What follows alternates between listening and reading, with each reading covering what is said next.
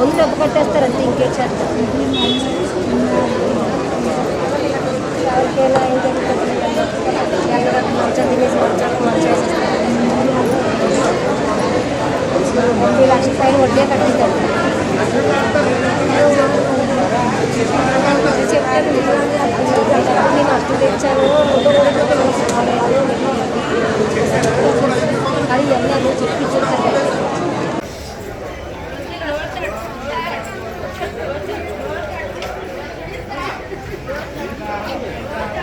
Visakha 2 town పరిధిలో బొడ్డు సుగుణ అనే మహిళ అనుమానాస్పద స్థితిలో మృతి చెందింది. వడ్డీ వ్యాపారి కారణంగానే తమ కుమార్తె మృతి చెందిందంటూ కూడా కుటుంబ సభ్యులు బంధువులు అయితే ఆరోపిస్తున్న పరిస్థితి ఉంది. ఈ నేపథ్యంలో విశాఖ 2 టౌన్ పరిధి వద్ద పోలీస్ స్టేషన్ వద్దకైతే వారంతా కూడా పెద్ద ఎత్తున అయితే చేరుకోవడం జరిగింది. ధనలక్ష్మి ఇంటికి వెళ్ళినటువంటి సుగుణ విగత జీవిగా తన ఇంట్లో పడుందంటూ కూడా ధనలక్ష్మి చెప్పిన పరిస్థితి కనిపిస్తుంది. ఈ నేపథ్యంలో తమ కుమార్తెను హత్య చేసి ఉంటారంటూ కూడా బంధువులు అయితే ఆరోపిస్తున్న పరిస్థితి ఉంది. ఈ నేపథ్యంలో ఇటు సుగుణకు సంబంధించినటువంటి కొన్ని వాయిస్ రికార్డ్స్ కూడా ప్రైమ్ లైన్ చేతికైతే వచ్చాయని చెప్పుకోవచ్చు. ప్రస్తుతం ఆ వాయిస్ రికార్డును కూడా మనం వినిపించే ప్రయత్నం అయితే చేద్దాం.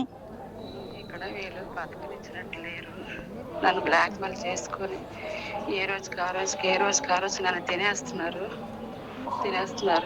నేను నా జాబ్ ఇక్కడ ఉంటేనే నేను కట్టిన డబ్బుకి నా పిల్లలకి ఏదో తా దొరుకుతుంది. నేను దాదాపు ఫోన్పేలోనే దగ్గర వాళ్ళ కొడుకులకి ఈవిడికి కలిపి దగ్గర పెద్ద కొడుకు పేరు భరత్ కుమార్ అనేసి వస్తుంది, రాజ్ కుమార్ అని వస్తుంది, చిన్న కొడుకు పేరు గోపి అని వస్తుంది. ఏమైనా బయటపడదనుకున్నా సరే నన్ను ఇక్కడ వీళ్ళు బతకనిచ్చినట్లు లేరు, నన్ను బ్లాక్మెయిల్ చేసుకొని ఏ రోజుకి ఆ రోజు నన్ను తినేస్తున్నారు. నేను నా జాబ్ ఇక్కడ ఉంటేనే నేను కట్టిన డబ్బుకి నా పిల్లలకి ఏదో తా దొరుకుతుంది.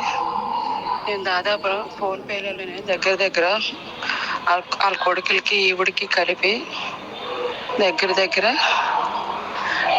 పెద్ద కొడుకు పేరు భరత్ కుమార్ అనేసి వస్తుంది, రాజ్ కుమార్ అని వస్తుంది, చిన్న కొడుకు పేరు గోపి అని వస్తుంది. దగ్గర ఒక 30 లక్షల దగ్గర కొట్టాను. చూసుకుంటే వాయిస్ క్లిప్లో సుగుణ ఏదైతే సుగుణ వాళ్ళ ఇంటికి వెళ్ళేటప్పుడు ఆవేదనతో పెట్టినటువంటి కొన్ని వాయిస్ క్లిప్పింగ్స్ అయితే వారి కుటుంబ సభ్యులకి వాట్సాప్ ద్వారా షేర్ చేయడం అయితే జరిగింది. ప్రధానంగా చూసుకుంటే ఇప్పటి వరకు కూడా దాదాపు 30 లక్షల రూపాయలు తాను చెల్లించినట్లుగా కూడా చెప్తుంది. అయితే తనని ప్రతి నిత్యం కూడా వడ్డీ వ్యాపారి వేధించి తింటుండంటూ కూడా ఆమె ఆవేదన వ్యక్తం చేస్తున్న పరిస్థితి కనిపిస్తుంది. ప్రధానంగా ఏం జరిగిందనే విషయాన్ని వారి తల్లి మనతో పాటు ఉన్నారు. అమ్మ, ఏం జరిగిందని మీరు అనుకుంటున్నారు? వాళ్ళు చంపేశారు బాబు, వాళ్ళు చంపేసే ఉంటారు. ఎవరమ్మా చంపేశారనే వ్యక్తులు ఎవరు, ఏం జరిగింది? ధనలక్ష్మి కొడుకులు వాళ్ళే చంపేసి ఉంటారు. వాళ్ళే మా కూతురు నాకు ఏం చెప్పలేదు బాబు, వాళ్ళకి డబ్బులు వస్తాయి వాళ్ళు టార్చ్ పెట్టేస్తున్నారు, నాకు చెప్పలేదు. ఎందుకమ్మా అసలు సుగుణ అంత పెద్ద మొత్తంలో డబ్బులు ఎందుకు తీసుకుంది? చెప్పమ్మా. అయితే గందరగోళ పరిస్థితులు నెలకొన్నాయి. తమ బిడ్డ చనిపోవడానికి ప్రధాన కారణమైనటువంటి వ్యక్తుల్ని తక్షణమే శిక్షించాలంటూ కూడా బంధువులు అయితే ఆవేదన వ్యక్తం చేస్తున్న పరిస్థితి కనిపిస్తూ ఉంది.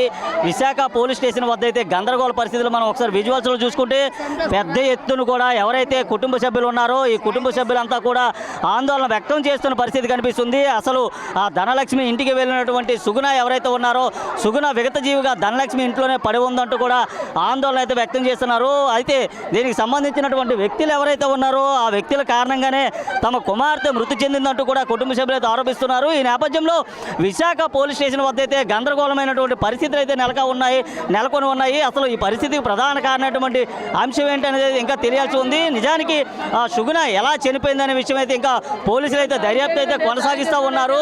పోలీసులు అయితే దీనికి సంబంధించి అయితే పూర్తిగా దర్యాప్తు అయితే కొనసాగిస్తూ ఉన్నారు. అయితే దీనికి సంబంధించినటువంటి మరికొంతమంది కుటుంబ సభ్యులు ఉన్నారు. ఏం జరిగింది సార్? అడిగో కావాలి సాయం చేసిన అంటున్నాడు కదా, సాయం చేయడం అని వద్దు, వాళ్ళ మీద తప్పు పడిపోతాయని బట్టి ఊదికి వంక పెట్టేసి ఇక్కడికి వచ్చి సాయం చేసినట్టు పెడుతున్నాడు. ఎవరింట్లోనైతే శవం ఉందో వాళ్ళే చంపేశారు సార్. ఎవరింట్లో ప్రస్తుతానికి శవం ఉందో వాళ్ళే చంపేశారు. 100% వాళ్ళే చంపేశారు. వాళ్ళ అబ్బాయి చేయమంటున్నాడు. ఎవరైనా మేము ఆకలితో ఉంటే మీరు సాయం చేస్తారని అంటున్నారు. పోలీస్ స్టేషన్ దగ్గర మళ్ళీ దౌర్జన్యం చేస్తున్నారు. ఆ అబ్బాయి చేయమంటున్నారు. మీరు అందరూ ఇలా మాట్లాడుతున్నారు కదా, మీరు ఎవరైనా సాయం చేస్తారని. అయితే సాయం చేస్తే 150 లేకనా, 150 రూపాయలు లేకనా వడ్డీ కట్టేసి పెనాలు తీసేస్తారా? డబ్బు అప్పించిన అవసరం అనేది ఎవరికైనా ఉంటుంది. ఎవరైనా అవసరం ఓడుకుంటాము రూపాయ. Right. Visakha 2 town police station వద్ద అయితే ఉద్రిక్త వాతావరణం నెలకొందని చెప్పుకోవచ్చు. ప్రధానంగా చూసుకుంటే విశాఖ 2 టౌన్ పోలీస్ స్టేషన్కి సంబంధించిన పరిధిలో ఎవరైతే ధనలక్ష్మి మృతి చెందిందో అనుమానాస్పద మృతి పట్ల అయితే ధనలక్ష్మికి సంబంధించినటువంటి ఆవిడ పెద్ద ఎత్తున కూడా వడ్డీ వసూలు చేస్తుందంటూ కూడా ఆవేదన అయితే వ్యక్తం చేస్తున్నారు. అయితే వాస్తవానికి ఏం జరిగింది అనేది కూడా మనం చూసుకుంటే బొడ్డు సుగుణ నిన్న రాత్రి ధనలక్ష్మి ఇంటికి వెళ్ళినటువంటి సుగుణ ఎవరైతే ఉన్నారో ధనలక్ష్మి ఇంట్లోనే విగత జీవిగా పడిందంటూ కుటుంబ సభ్యులైతే ఆరోపిస్తూ ఉన్నారు. అసలు శుభ్రంగా ధనలక్ష్మి ఇంటికి వెళ్ళినటువంటి సుగుణ ఎలా మృతి చెందిందనే దానిపైన పోలీసులు దర్యాప్తు అయితే కొనసాగించాలంటూ కూడా కోరుతున్న పరిస్థితి కనిపిస్తుంది. మనం చూసుకుంటే ఒక్కసారిగా విశాఖ 2 టౌన్ పోలీస్ స్టేషన్ అంతా కూడా ఉద్రిక్త వాతావరణం అయితే ఇక్కడ రేకెత్తించిన